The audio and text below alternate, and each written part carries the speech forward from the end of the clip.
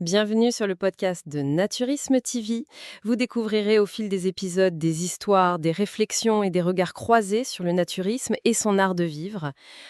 Aujourd'hui, on va s'intéresser à un phénomène vraiment particulier. Ouais, un sujet assez passionnant en fait. Totalement. On va essayer de comprendre comment le centre naturiste René Ultra, au Cap d'Agde, comment ce lieu s'est imposé comme une destination d'excellence pour les vacanciers qui voyagent en solitaire. Et c'est pas un mince exploit, hein, parce que pour poser le décor, on parle quand même d'un domaine de 39 hectares. Ah oui, c'est immense. C'est gigantesque, oui. C'est un établissement classé 4 étoiles. Et chose importante, il s'apprête à fêter ses 70 ans d'histoire en 2026. Donc on va vraiment analyser nos sources pour comprendre cette mécanique, quoi. Comment une infrastructure de cette taille arrive à répondre parfaitement aux besoins d'indépendance, de sécurité et de ressourcement d'un individu qui est tout seul. C'est tout l'enjeu, oui. Parce que pour apprécier un séjour en solitaire, la condition numéro un, la base absolue, c'est de se sentir en totale sécurité et respecté. C'est le point de départ, exactement. Et justement, quand on regarde l'accès, le niveau de sécurité est assez impressionnant. Le camping, il se trouve à l'intérieur du village naturiste. Et cet accès-là, il est déjà réglementé par la ville d'Agde, avec une carte obligatoire. Tout à fait. Il y a un premier filtre urbain, on va dire. Voilà. Et une fois à l'intérieur, pour rentrer chez René Ultra, le port d'un bracelet est exigé pour franchir les contrôles. Et ça, de jour comme de nuit. Ouais, les contrôles sont constants. Et ça va beaucoup plus loin avec la charte naturiste. Elle est hyper stricte et en fait très protectrice. C'est-à-dire ? Par exemple, la nudité intégrale, elle est exigée à la plage et aux douches. C'est pas une option.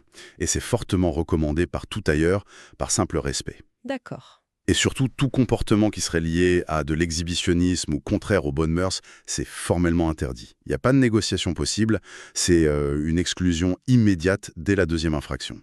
Ah oui, donc c'est du sérieux. C'est un peu comme un sanctuaire fortifié du bien-être. On peut le dire comme ça, oui. Mais du coup, je me demande, est-ce que cette abondance de règles, de contrôles, avec les bracelets, les cartes, cette charte hyper stricte, est-ce que c'est pas complètement paradoxal avec le sentiment de liberté qu'on vient chercher dans le naturisme ?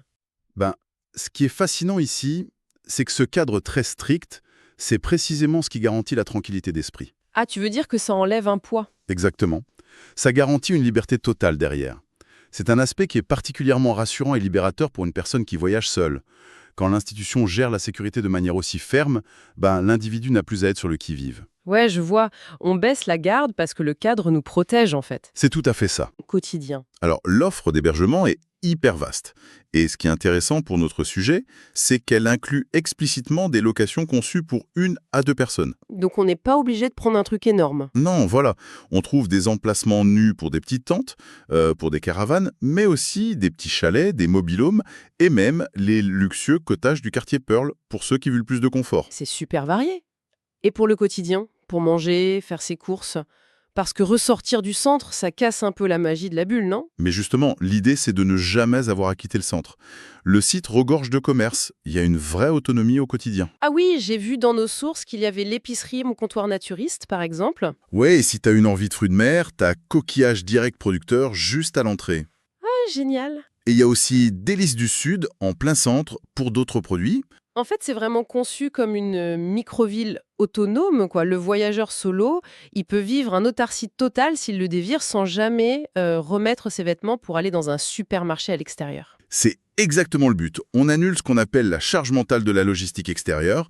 Et une fois que cette logistique est gérée, le cœur de l'expérience solo, ça devient la reconnexion avec soi-même et avec la nature. Et pour ça, le centre a des équipements assez surprenants. Moi, j'ai été très étonnée de voir l'espace Ultra Fit. Ah oui, la salle de sport ? Ouais, on parle quand même d'une salle ultra moderne de 370 mètres carrés. Avec des équipements techno-gym, un hammam, un sauna et même des services de massage. C'est fou pour un camping. Et il y a un détail crucial pour notre thème, c'est qu'ils ont mis en place un tarif spécifiquement pensé pour les solos. Oui, le fameux abonnement solo. Voilà. On peut le prendre à la journée, à la semaine, ou alors à 47,90 € pour le mois entier. C'est vraiment abordable. Et au-delà du prix, c'est la philosophie derrière qui compte. Dans ce cadre naturiste, l'activité physique, elle est vue comme une vraie reconnexion sensorielle. C'est ressentir le vent, le soleil sur sa peau pendant l'effort. Ouais, c'est réhabiter son corps, en fait. C'est ça. Et ça prépare parfaitement à l'autre grand aspect du ressourcement, qui est le contact avec la nature sauvage. Alors, la nature, oui, parlons-en. Il y a bien sûr les 2 kilomètres de plage de sable fin, ce qui est déjà énorme, mais il y a surtout cette proximité incroyable avec la réserve naturelle nationale du Bagnas. Ouais, le Bagnas, c'est 600 hectares d'espace naturel. C'est géré par l'ADENA. L'association de défense de l'environnement et de la nature, c'est ça? Exactement.